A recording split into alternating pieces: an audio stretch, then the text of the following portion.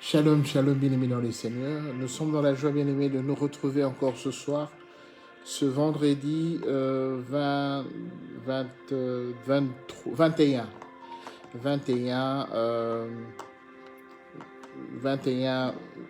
août 2000, ce vendredi 22 août 2025. Jésus est Seigneur, il est le Tout-Puissant. Nous voulons passer ce moment ensemble dans notre programme de la clé de la maison de David. Avant toute chose, bien-aimés, nous voulons prier. Tendre Père, nous bénissons ton nom et te rendons gloire et grâce parce que tu es le Dieu Tout-Puissant. Sois béni, toi le Dieu Tout-Puissant, sois béni, toi le Saint d'Israël, le Père. Nous voulons abandonner ce moment entre tes mains, Seigneur. Que tu nous conduises, Seigneur, afin que nous puissions arriver à bon port. Que ta main puissante nous garde, nous protège, et que tout ce que nous allons dire, nous allons faire en ce lieu, nous puissions glorifier ton seul et unique nom.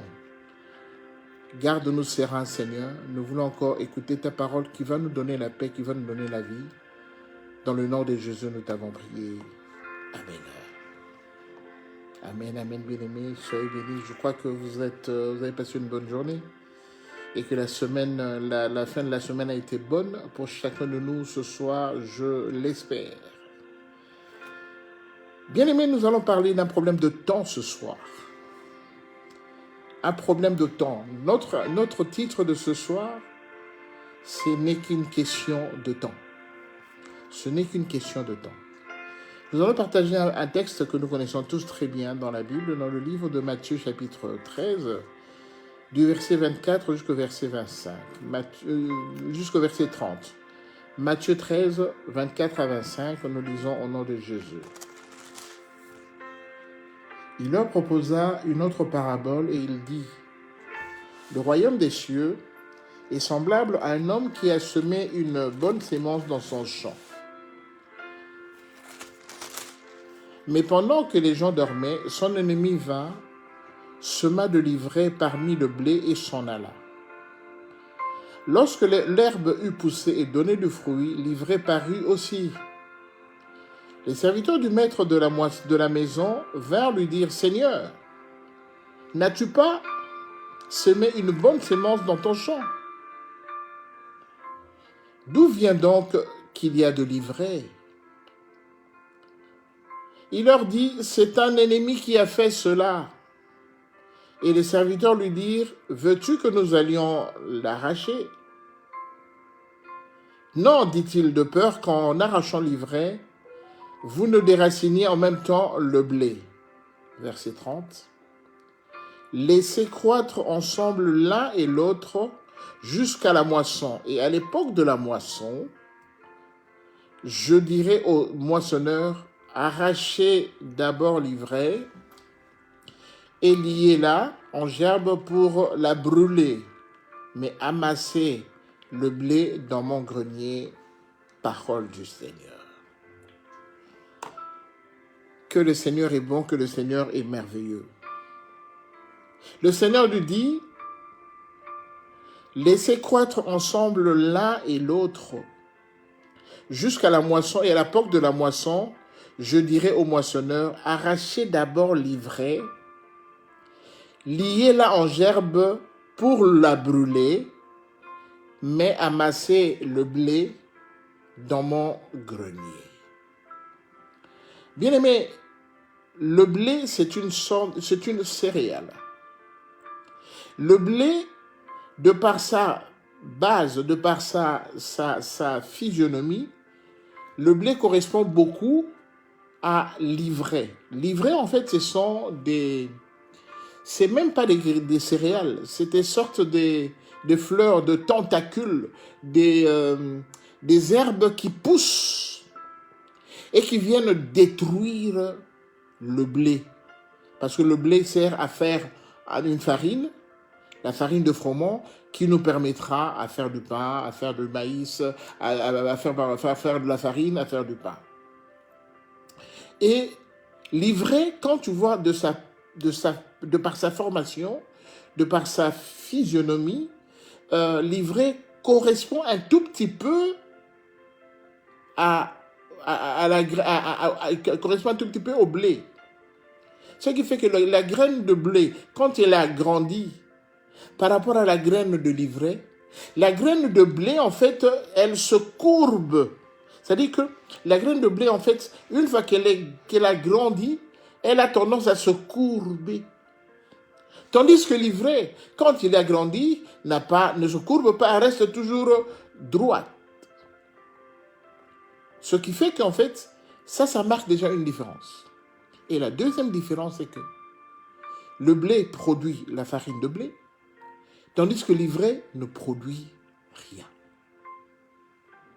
L'ivraie est improductive. Donc je crois que je vous ai donné deux grandes différences du blé et de l'ivraie. Elles ont toutes la forme d'une graine.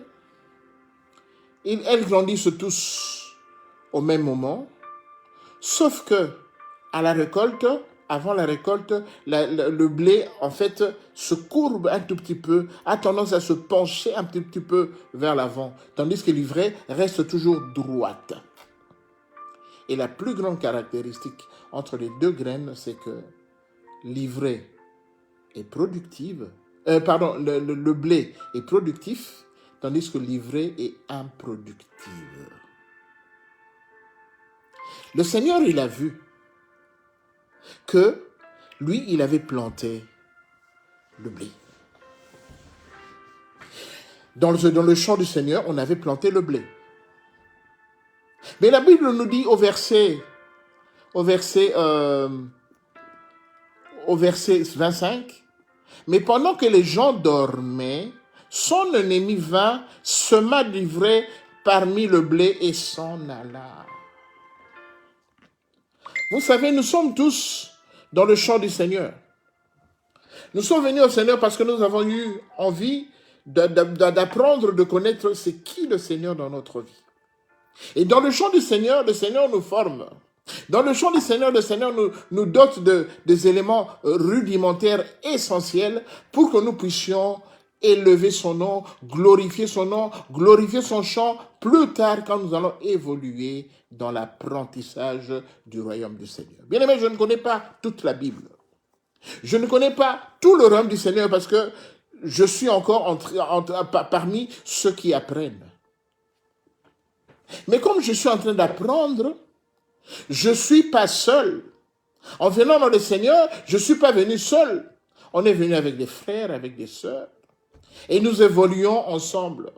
Souvenez-vous de cet enseignement nous avons parlé des coloquintes sauvages avec le prophète Élisée. Élisée qui avait ses disciples, les enfants du prophète, à qui il donnait des enseignements. Et pendant qu'il donnait des enseignements, il y a un enfant du prophète qui est allé une fois chercher des légumes. Quand il a pris des légumes, il a pris des coloquintes. Les coloquintes, ce sont des légumes. Mais sauf que lui, il avait pris des coloquintes qui étaient sauvages. Il est venu tout bonnement. Je crois qu'il n'avait pas la mauvaise foi. Il avait la bonne foi. Il est venu, il a commencé à préparer, à faire du potage pour les frères qui étaient là en train de suivre les enseignements. Mais pendant qu'il est en train de faire le potage, et que quand le potage est presque prêt, on a constaté que le potage qui était fait, le coloquinte qui était préparé, c'était des coloquintes sauvages. Et on dira directement, attention, il y a la mort dans le pot. Cela veut dire que celui qui allait consommer ce potage-là aux coloquintes sauvages, il allait mourir. Parce que les coloquintes étaient sauvages et ils étaient mauvais.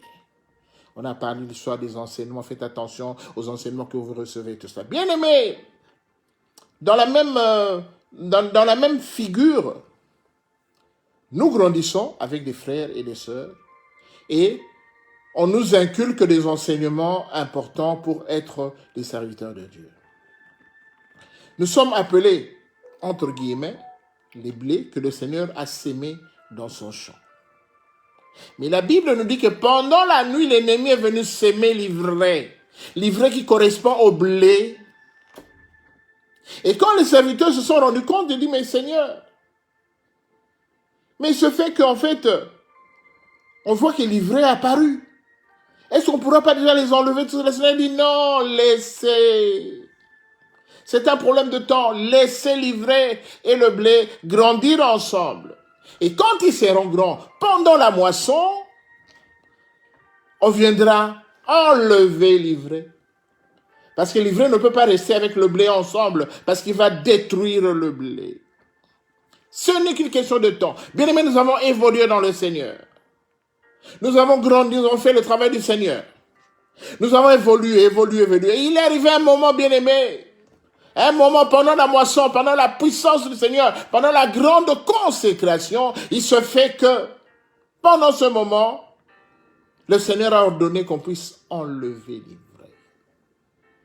Déraciner l'ivraie, parce que l'ivraie n'a pas sa présence d'être dans le champ du Seigneur. Bien aimé, je parle à mes frères, à mes sœurs, nous sommes tous ensemble. Nous avons évolué. Mais pendant que nous évoluions, auprès de certaines personnes, on avait déjà planté le vrai. L'ennemi est venu planter l'ivraie. Nous avons grandi avec les frères. Nous avons travaillé avec le Seigneur. Nous avons fait le travail du Seigneur, bien aimé. Comme il est écrit dans Matthieu 28, verset 19, allez faire de toutes les nations les disciples. Nous avons fait le travail du Seigneur. Le Seigneur s'est glorifié. Parce que pendant qu'on travaille pour le Seigneur se glorifie toujours. Même si parmi nous, il y a des incirconcis, même si parmi nous, il y a de ceux-là qui portent encore l'ivraie, alors que nous sommes des blés, le Seigneur fait en sorte qu'ils puissent se glorifier dans notre travail. Mais il est écrit quelque part dans la Bible, dans le livre des Actes des Apôtres, au chapitre 18, chapitre 17, le verset 30, la Bible dit, Dieu, sans tenir compte des temps d'ignorance, annonce maintenant à tous les hommes en tout lieu qu'ils aient à se repentir. Donc, chez le Seigneur, c'est un problème de temps. Donc, il dit, les temps d'ignorance, Dieu sans tenir compte des temps d'ignorance, donc plusieurs temps d'ignorance. Le plusieurs temps d'ignorance, bien évidemment, ça peut durer des années. C'est le temps qui passe. Mais le Seigneur est tellement patient qu'il laisse d'abord que le temps passe. Avec le temps, il conseille à ceux-là qui sentent qu'ils ont en eux la sémence de l'ivraie, il leur donne la possibilité de se repentir. Il leur donne le temps de se repentir. Parce qu'auprès du Seigneur, si tu ne te repens pas du mal, du péché que tu portes en toi, le Seigneur, un jour, va te livrer en spectacle. Et il va te dire que je ne t'ai jamais connu. Et loin de moi, serviteur porteur d'iniquité. Bien aimé aujourd'hui, beaucoup de serviteurs, beaucoup des enfants de Dieu qui travaillent pour le Seigneur, ils portent en eux l'ivraie. Et l'ivraie qu'ils portent, c'est pour essayer de déranger, de détruire le travail du Seigneur. Bien aimé, chacun de nous est venu. Le Seigneur a dit, venez à moi tel que vous êtes. Le Seigneur a dit, tu viens avec tes péchés, ton impudicité, ton arrogance, ta cupidité. Viens auprès du Seigneur. Quand le Seigneur va commencer à te tailler, tous ces éléments-là vont partir un à un. Et tu vas t'en débarrasser. Tu vas exprimer le désir de ne plus porter ces sémences en toi. Mais parmi nous, il y a de ceux-là qui continuent à porter les sémences de l'ivraie en eux. Souvenez-vous, l'apôtre Pierre que j'aime beaucoup. L'apôtre Pierre auprès de qui Jésus a dit, Pierre, tu es Pierre, et sur toi je bâtirai mon église. Les portes de la mort ne prévaudront point sur toi. Je te donne la clé de l'église. Bien-aimés parmi nous, le Seigneur a utilisé beaucoup de gens pour qu'ils travaillent pour lui. Mais ils portaient en eux la sémence de l'ivraie. Ils s'en sont jamais débarrassés. Mais le Seigneur savait qu'ils étaient désivrés. Et le Seigneur leur a donné le temps. Il leur a donné le temps. C'est comme ça que pendant la moisson, quand il est venu, il a dit, arrachez-moi l'ivraie. Laissez le blé évoluer seul. Et à la fin, on a dit que l'ivraie, qu'est-ce qu'on a fait? Quand on a retiré l'ivraie, on a fait quoi? On a pris cette ivraie-là, on est allé, Matthieu chapitre 3, verset 30, laissez croître ensemble l'un et l'autre jusqu'à la moisson. Et à l'époque de la moisson, je dirais au moissonneur, arrachez d'abord l'ivraie et liez-la en gerbe pour la brûler. Bien aimé, l'ivraie, on la brûle. L'ivraie, on la jette dans le feu. L'ivraie, on la jette dans l'enfer. Tandis que le blé, il a dit, amassez le blé dans mon grenier. Le grenier, c'est le champ du Seigneur. Le grenier, c'est le champ du Seigneur. Bien aimé, j'aimerais seulement vous dire que le Seigneur donne le temps à nous tous. Ceux qui sont, parce que ceux qui portent l'ivraie, ils sont conscients qu'ils portent l'ivraie. Et à ceux-là qui portent l'ivraie, le Seigneur donne le temps de se débarrasser. Parce que le jour où le Seigneur viendra, le jour où le Seigneur viendra prendre son église, bien aimé, l'ivraie sera jetée dans le feu. Tandis que le blé sera amassé dans le grenier qui est le champ du Seigneur. Et le Seigneur prendra son église. Il partira avec son église. Il est temps, mon frère, ma soeur. Je parle aux serviteurs de Dieu. Parce que quelque part, d'une façon ou d'une autre, nous tous nous sommes serviteurs de Dieu. Même si tu ne te tiens pas devant le micro, même si tu ne conduis pas un département dans l'église, même si tu ne vas pas voir les gens, tout ça en mission, mais tu es serviteur de Dieu. Parce qu'il t'est déjà arrivé une fois d'essayer de prêcher la bonne nouvelle auprès d'un de tes voisins que tu as rencontré lors d'un voyage. Tu as déjà rencontré quelqu'un qui s'est plaint et tu as pris la personne, tu as dit ce que tu as, voilà, le Seigneur veut ça, le Seigneur veut t'aimer. Donc quelque part tu as déjà travaillé pour le Seigneur, tu es un homme de Dieu, tu es une femme de Dieu. Donc nous sommes tous concernés. Mais parmi nous, il y a de ceux-là qui sont conscients, qui portent l'ivraie. Le Seigneur te dit ce soir, lui, il avait sémé le blé. Mais pendant qu'on dormait, l'ennemi venait s'aimer l'ivraie. Je n'ai pas besoin de citer l'ennemi plusieurs fois parce qu'il ne m'intéresse pas. Mais je sais que c'est lui qui a l'origine de la sémence de l'ivraie. Alors mon frère et ma soeur, aujourd'hui, le Seigneur Jésus revient bientôt. Jésus revient bientôt. On le dit, on ne cesse de le dire, il revient bientôt. Il est temps pour toi maintenant de juger. Il est temps maintenant pour toi de prendre une décision. Ou bien tu continues à être comme ça, à faire semblant que tu es un enfant de Dieu, alors que tu portes en toi la sémence de l'ivraie. Ou bien tu as utilisé le temps pour vraiment te repentir sincèrement, te débarrasser de cette ivraie, parce que le Seigneur va te permettre de te débarrasser de l'ivraie pour que réellement tu sois un blé qui sera amassé dans le grenier du Seigneur. Voilà bien aimé le message que le Seigneur m'a donné ce soir. Pourquoi je le dis? Pourquoi le Seigneur m'a donné ce message? Parce qu'on remarque que dans ces derniers temps, beaucoup de serviteurs de Dieu, en fait, beaucoup de serviteurs de Dieu. Regardez seulement l'actualité partout dans le monde. Auprès de beaucoup de serviteurs de Dieu, il y a maintenant la manifestation de l'ivraie en eux. Des gens qu'on croyait qu'ils étaient saints, qu'ils étaient impeccables, qu'ils étaient sans tâche. Mais aujourd'hui, ces gens-là nous ont déçus de par leur comportement, de par leur état. Et de cela même, bien aimés, même dans le mal, dans le péché, ils continuent à persévérer dans le mal. Ils continuent à se défendre dans le mal, bien aimé. Le Seigneur t'appelle à la repentance. Il a dit, quels que soient les temps d'ignorance, le Seigneur appelle à tout le monde qu'ils aient à se repentir. Mon frère, ma soeur, si ce message te concerne, je t'invite, je t'encourage à te repentir. Si ce message ne te concerne pas, je t'encourage à glorifier le Seigneur et surtout à prier pour ceux-là qui ont développé aujourd'hui qu'ils n'étaient pas des blés, mais qu'ils étaient des ivraies. Que le Seigneur bénisse tout un chacun de nous, parce que c'est un message que le Seigneur m'a donné, un message qui pesait sur moi depuis longtemps. Mais en fonction de la situation actuelle, le Seigneur m'a dit, va, dis ceci à mon peuple. Ce n'est qu'un problème de temps.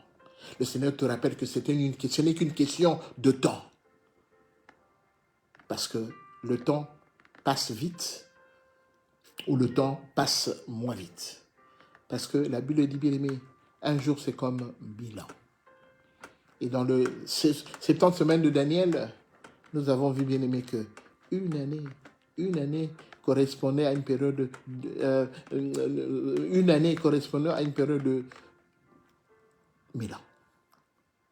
Donc, préparez-vous. Le Seigneur n'est pas loin. Il n'est pas loin. Soyons prêts. Il peut venir à tout moment. À toi qui sais que tu portes encore les semences de l'ivraie. C'est le moment où tu dois réellement prendre une décision. Mais le Seigneur te conseille. Il a dit, je mis devant toi le bien, le mal, mais je te conseille de choisir le bien. J'ai mis devant toi la vie et la mort, mais je te conseille de choisir la vie. Parce qu'il est le chemin, la vérité et la vie. Soyez bénis. Nous avons été contents de passer ce moment ensemble avec vous. Que le Seigneur puisse encore nous fortifier. Que le Seigneur puisse encore continuer à parler à nos cœurs. Et que le Seigneur puisse encore se glorifier. Parce que c'est son temps qui va arriver. Shalom. Shalom.